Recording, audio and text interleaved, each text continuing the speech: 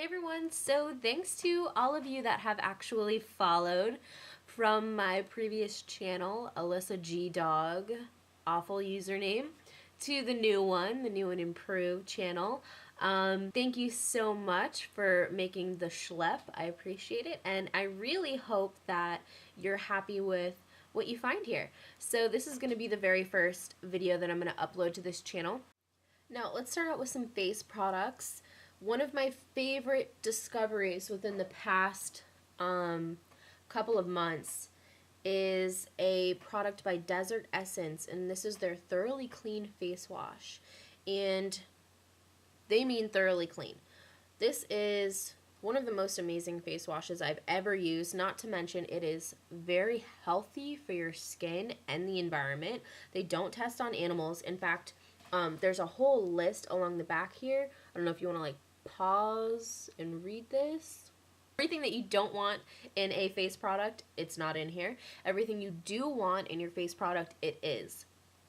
It's such an amazing product.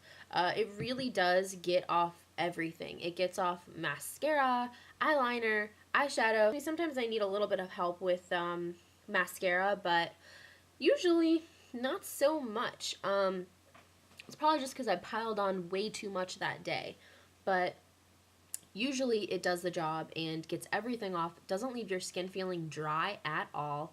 I have pretty sensitive skin. It doesn't irritate me, and it just really is such an amazing product. I purchased it from my local organic food co-op store, such as a health food, Whole Foods, Wild Oats, that kind of thing. You can find it there. It's the brand Desert Essence, and they carry a whole line of different products, like I think 20 plus face and skincare products. If you try anything from this video, I suggest that you try to find that face wash at your local organic or Whole Foods type store, because I really think that you'll like it too.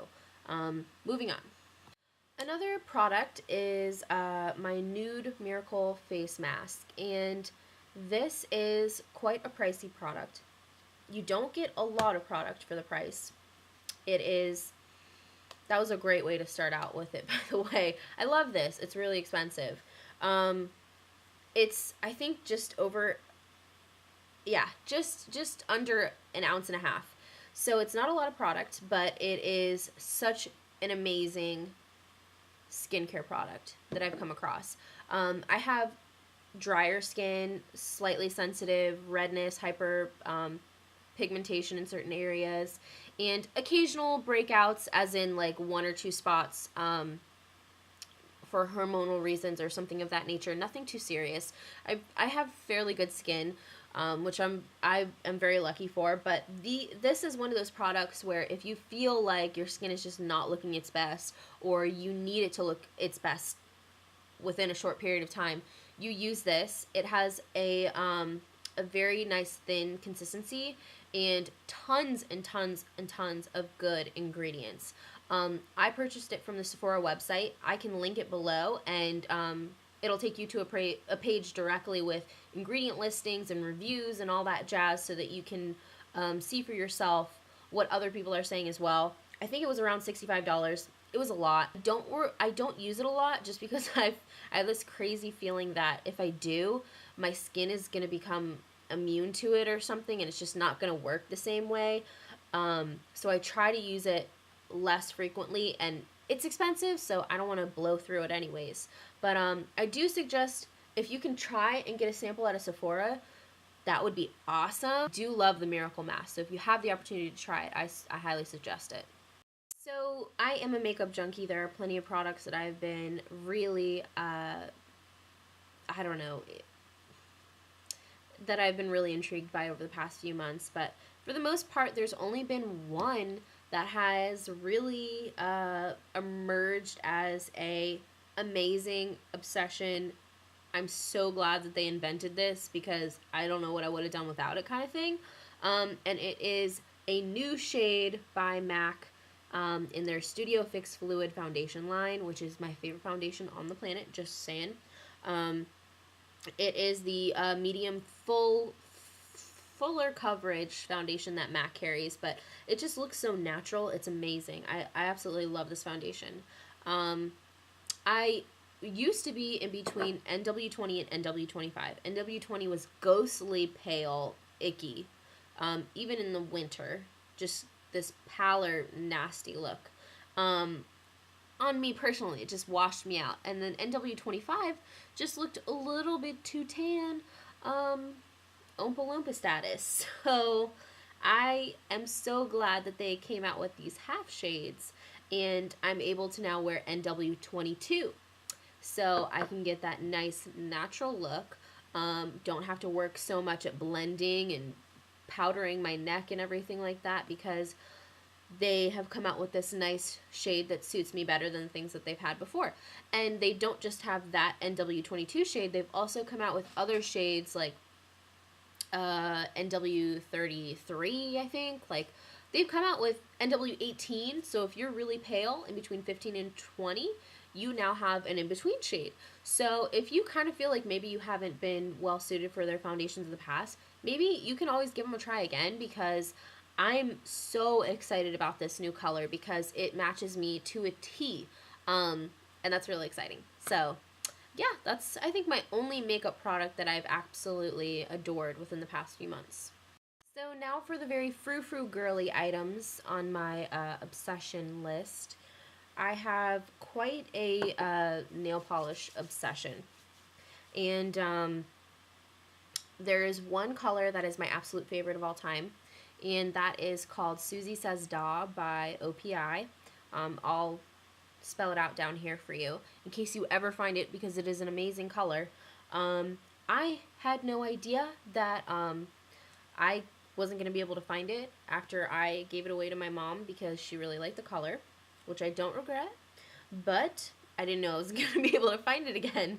So that was a little bit upsetting, because that is my favorite color of all time. That's one of the colors I've bought the most bottles of ever. I usually don't go through things, and that I do, and I buy over and over again. But I did manage to find a color that is quite similar, and it's called Will Always Have Paris, and it's by OPI as well. And from what I know, it is not limited edition or anything of that nature, and this has been definitely a favorite of mine for the past couple of months. I really do enjoy that. Another color that I've really loved lately, and almost as equally as much as the last color, is Essie's color in Fiji, and this is such a nice color. It is really good for all year round. It's also good for spring, summertime. I'm actually wearing it right now. And when I put this on, I feel like even if my nails are in the worst condition that they could possibly be in, it looks like I just paid $20 for a manicure, in my opinion. And I think that any $7, $8 bottle of nail polish that can do that is well worth the cost. It is, like I said, $8. You can find it at Walmart now, which is kind of cool, for $7.75.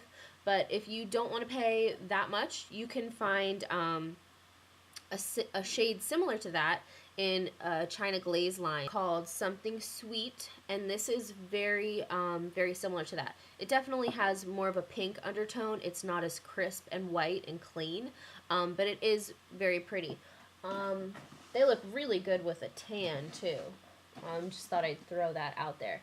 But trying to find, I have another color that's kind of similar. Like, oh, they look kind of identical, don't they? This is hard to get.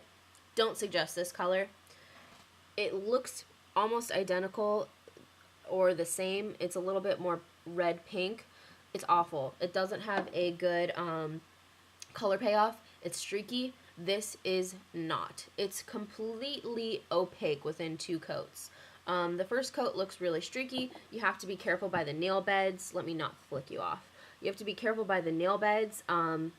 What I do when I paint my nails with this color is I go all over with the one coat, like you normally would paint your nails, and then on the second coat, I focus more on the end of the nail first, and once that is kind of an opaqueness that I want, then I go towards the nail bed and do that part. So that's just kind of a trick that I've found. And it is also really similar to my other favorite OPI color, which I don't know if I'm going to be able to find that, but it, yeah, Sweetheart. I really like these pink colors. I didn't even realize that. But it's pretty similar to that as well. So if you can find OPI Sweetheart, that's a good one too. Another current obsession is something that I actually have mentioned before, and it is a perfume by Moschino. I should probably learn how to pronounce that because this is one of my top 2 favorite perfumes. And it is the I Love Love fragrance. They do have a couple of fragrances that are in a similar shaped bottle. This is my favorite. It smells similar to Dolce & Gabbana's Light Blue perfume. It has that same kind of citrusy undertone, very crisp, clean. This one I feel is just a little bit well-rounded, I guess is the only way that I can explain it. If you like the light blue, you will most definitely like this. I mean, they're very close. I love the bottle. Maybe that's what makes me love this one more, but I do think the scent is a little bit different. Now, I'm going to have to figure that one out. I did have light blue. I don't have it anymore, but I might have to check that out next time I have them both nearby each other. But that is my favorite perfume of the moment. It is my absolute favorite summer fragrance. Usually I don't restrict myself to wearing certain fragrances or scents at certain times of the year just because I wear what I want when I want to. But this is a very non-offensive perfume in different seasons, so I think that that's great too. It's very versatile, it transitions easily, and it smells so great. And I know that something is really good or I really like it when I've had to repurchase it. I have also mentioned before, but something that is just, apologize for the dog shaking, amazing product. Such a good investment. I bought this from Walmart for under $4. It has lasted me, seriously, 6 months. 4 months? I don't know. A long time. You don't use a lot at all. It smells so good. First of all, it is a cocoa butter in the form of a body oil. And it has Brazilian nut and almond oil extract. And I love to use this for days where I am going to show a little bit of leg. So if you're going to wear shorts or skirt or a dress or something like that, I take a little bit of this and I put it on my legs, and it just gives you kind of like that supermodel sheen. Not saying I have supermodel legs by any means, but it just gives you kind of this really nice glow, like a little bit of a healthy kind of, it brings out a little bit of the warmth or tan that you might have.